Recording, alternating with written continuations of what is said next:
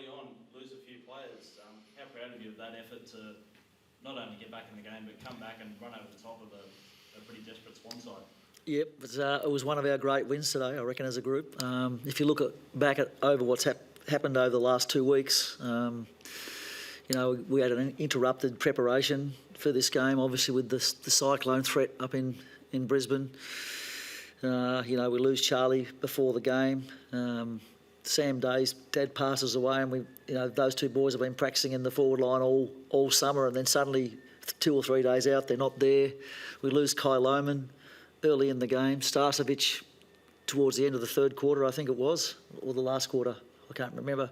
But, that's an awesome win to come here. Sydney are hard to beat at this ground. They're a tough, competitive unit. They would have been upset about their loss last week. They had a lot to play for, and our blokes found a way. And, all credit to our players. I'm bloody proud of them.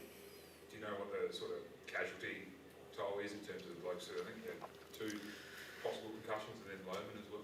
Yeah, so no, Logan Morris is fine. He wouldn't have gone back onto the ground, so he's fine. Stas has a concussion, so he'll go into the protocols. Kai Lohman, we won't know the outcome of his injury until it gets scanned. And Charlie Cameron was probably a very cautious call. He had a little bit of a calf strain.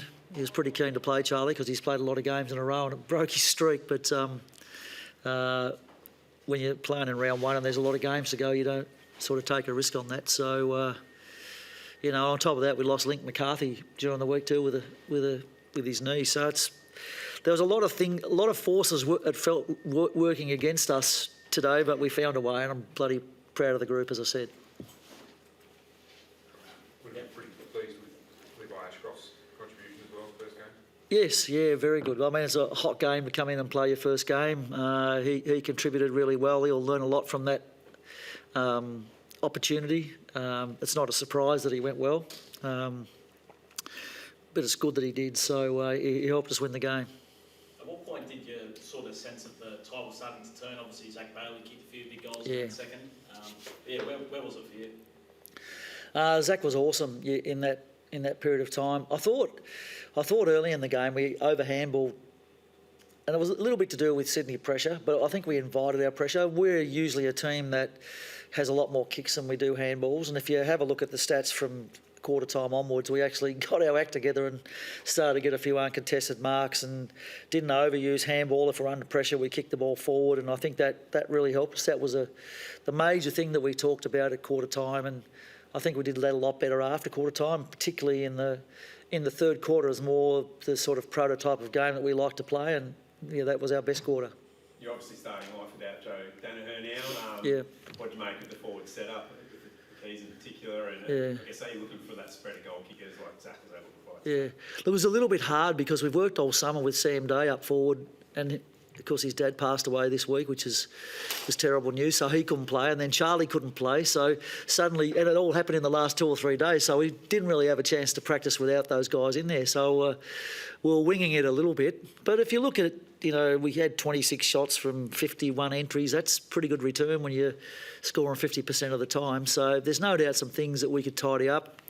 Thought we got beaten in the air at times down there with Sydney players taking intercept marks, but we'll get 8 days now to have a bit of a work on that and see what happens. Maybe get a couple back. Unusually tough day for Lockie today. Yeah, so,